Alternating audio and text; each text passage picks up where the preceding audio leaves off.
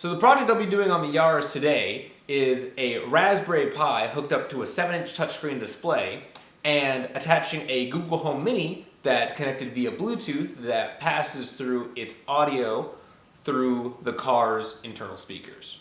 So the first thing I had to do was grab an amplifier, and I had to hook that up to the car's internal speakers. Now I got an amplifier that didn't have a head unit on it, so I had to actually wire up the output to the speakers, and the line input came directly from an auxiliary jack, and I'll show you that. Everything is pretty much explained while I record the video, so I'll just cut here and go straight to where I started working. This is the amplifier that I got, and what I'm going to do right now is install it into here and then hook up the outputs to the speakers that I already have installed. What I'm going to do right now is use an auxiliary cable hooked into an RCA jack.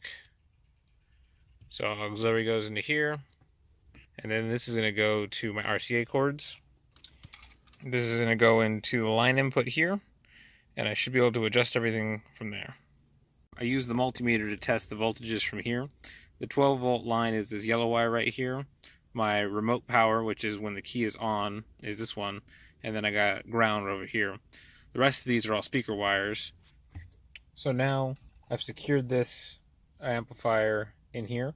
All the wires run through the back just fine. So now Evan has joined me. Hi, Evan. Hi. And so now we have a Y splitter for the OBD2. And I would traditionally put this right here where the OBD2 is, but instead I'm going to be relocating the OBD2 so I don't have all this stuff dangling on my feet. I'm going to put the Y splitter on this. So now I got the Y splitter on there, and I went to Verizon and I got myself a Hum X. So this is a little speaker and OBD2 scanner. Now this actually produces Wi-Fi signal for the car, so I'll be able to use Wi-Fi in the vehicle. The other Y splitter is going to an OBD2 interface, and it supports OBD2 protocols, and this goes to a USB-A adapter. Alright, so now I removed this to run the OBD2 scanner up through the car, and the other piece is going over here. I have the USB port coming out the front right here. And so now I'm just going to go ahead and zip tie it all together. Now I've zip tied the OBD2 scanner to the back of this plate, and I'm just going to be cutting these zip ties off real quick so that fits in there nicely. And under here I still have all the wiring for the lights, and then I have my Hum X right here. And so now I can cover this all back up by reinstalling that. And now it looks clean, but I have all the wires where I need them to be. So my next package from Amazon, I have a 7-inch touchscreen display, a Raspberry Pi. I also got a momentary switch, and I wired that into the GPIO pins for power. I have a 5 volt 3 amp transformer. That should be enough to power the Raspberry Pi. The screen also comes with an HDMI cord and a USB cable, B-type micro. I'm going to go wire this in the car right now. Alright, so now what I've done is I've taken that 5 volt DC transformer and wired it up to ground and remote power so that I get 12 volts on this. This transfers it to 5 volts at 3 amps through this cord. Alright, so now I have the power wired in to this micro USB right here, and that gives me power when the car's on. Then I also have the HDMI cord. It's a bit short, so kind of have to wire it in a little bit closer to it. And the last USB cord is for the touchscreen itself. And so that can be plugged into the USB right here. This USB is for that OBD2 sensor that we just hooked up. And I'll be sliding that over the amplifier and turn the key on. The screen should come on. Alright, so now I have set up the Raspberry Pi with the screen. It's just kind of sitting in there right now. but if I turn the power on, you can see the amplifier. It's drawing power from the amplifier through the remote. So as soon as the key's in the on position, it starts up. Let me go ahead and take this off real quick. Oh no. I'll do it from this side. Oh yes.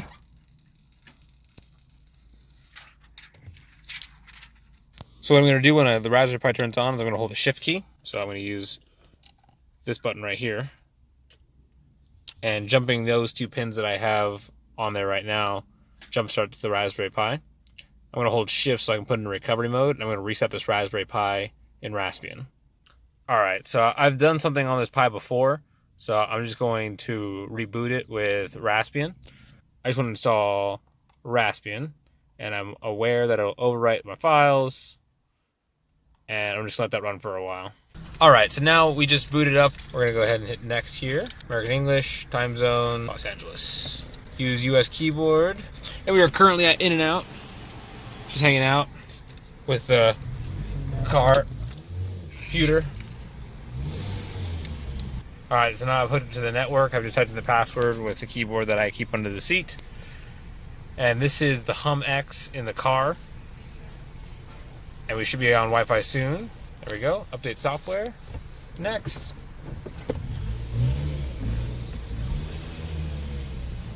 Now that we're all up to date and it's working just fine, this is the tutorial to get the Bluetooth to work. I was reading through it, and it looks like there is a bug for the Raspberry Pi 3 when the Wi-Fi is enabled. I will probably need to get a separate Bluetooth module to make sure this works properly, but I'm going to go through the steps to making sure it works. And I'm also going to hook up a Google Home Mini. I got this on Amazon as well. This is a 2.1 USB interface on either of these buses. And then this just takes a 12-volt input. This is the wire that hooks up to it. On the other side, there's just 2 leads that I'll be hooking into the same leads as the Raspberry Pi. So now I wire those together. And if I say, hey Google, I can't connect to your Wi-Fi network. You can reconnect to Wi-Fi from your Google Home app under Devices, then Set Up. So that's just because the Wi-Fi isn't currently on the vehicle. I've gone to the Google Home app and applied it to the Wi-Fi in the car. So it's going through the Hum device. So now that the car is running, the Wi-Fi on the Raspberry Pi is working, and the Google Home Mini is doing the same thing. So hey Google, how far is the moon? The moon is 238,900 miles from Earth. So now I have the Google Home Mini working in the same part of the dash. Now it's time to sync the Bluetooth output from the Google Home Mini to the Bluetooth input of the Raspberry Pi. So I just went to my local Fry's electronics store to pull up this Bluetooth receiver to put in the car. And we'll go install that right now and bypass the Bluetooth inside the vehicle. Alright, so now it's time to use my final and last USB port. So this is where the Bluetooth dongle goes. Now there is integrated Bluetooth on the Raspberry Pi, but I can't use it for the Bluetooth pass-through without having an issue. So I'm going to go ahead and put that on there and then start up the car. And so now I'm going to be following a guide that I'll link below in the description to bypass the Bluetooth for the Google Home Mini, which just turned on. So I'll be Googling the guide right now and using that to fire up the Pi with the Google Home Mini. Alright, so now that I've finished, I'm going to go ahead and start the car. And so now the Raspberry Pi's on. And you can see down here that the Bluetooth is enabled. Hey Google, shuffle my Thumbs Up playlist. Sure, shuffling your Google Play Music playlist called Thumbs Up. And now it plays to my speakers.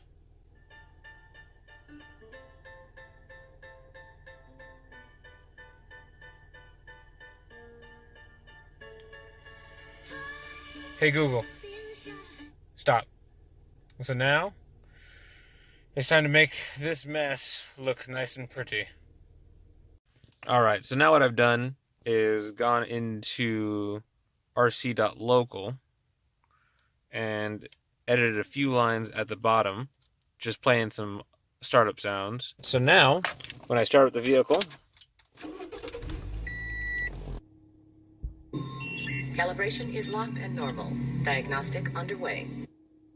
The automatic pilot system is not functional. Please specify how you would like to proceed, sir. And there we go.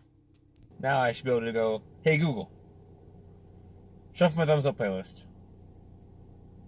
Alright, here's a shuffle of your Google Play Music playlist called Thumbs Up. Now right now it's playing through itself, not the speakers, so I should be able to go, hey Google, connect to Bluetooth. Alright, looking for paired devices. Bluetooth is connected to Isabella. And there it goes. Hey Google, set my volume to 100%.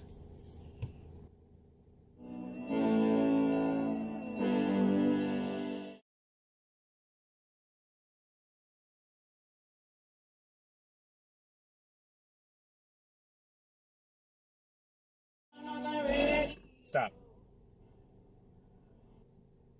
So, there you go.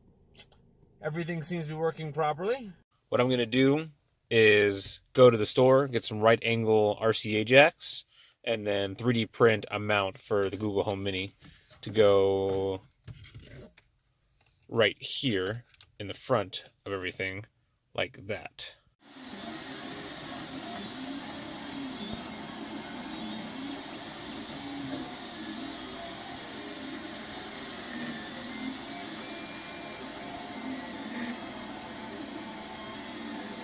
So I just finished 3D printing the mount that holds the Google Home Mini in place.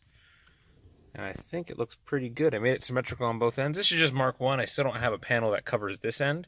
But let me put the rest of the panel back together to see what it looks like.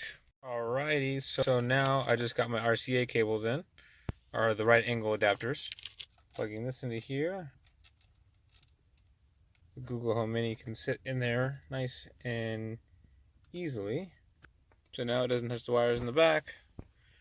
And sits in there nice and flush. Go ahead and turn the vehicle on. And again, I'll be covering this soon with another 3D print. I just want to make sure that this fit in here properly first. I'm currently the vehicle's off, so there's no Wi-Fi, so that's probably why it's taking a little bit longer to load. Hey Google. I can't connect to your Wi-Fi network. You can reconnect to Wi-Fi from your Google Home app under Devices, then Set Up. That's what it looks like right now, mounted to the center console. And that's it! Now that I have the 7-inch touchscreen display with the Google Home Mini with the Raspberry Pi all inside the center console, it now allows me to play music on the car. On top of that, because I have Wi-Fi coming from the Hum X, I can surf the web on the internet. However, with the 7-inch touchscreen display, it's quite tiny and it's not the best experience, but you can definitely do it. And of course, if you like this video, make sure you click that subscribe button. If you have any questions about this video or suggestions for future videos, make sure you leave your comments down below. And obviously, this is Mark 1 of the Google Home Mini with the Raspberry Pi, and I haven't 3D printed a mount for the screen, and I also haven't finished the switch plate that I'll show you in the next video for the AC controller. It, of course, will always be a work in progress car, so it'll just eventually get better and better as time progresses and I add more features and refine the design that I've come up with. But thanks for watching, and I'll see you in the next video.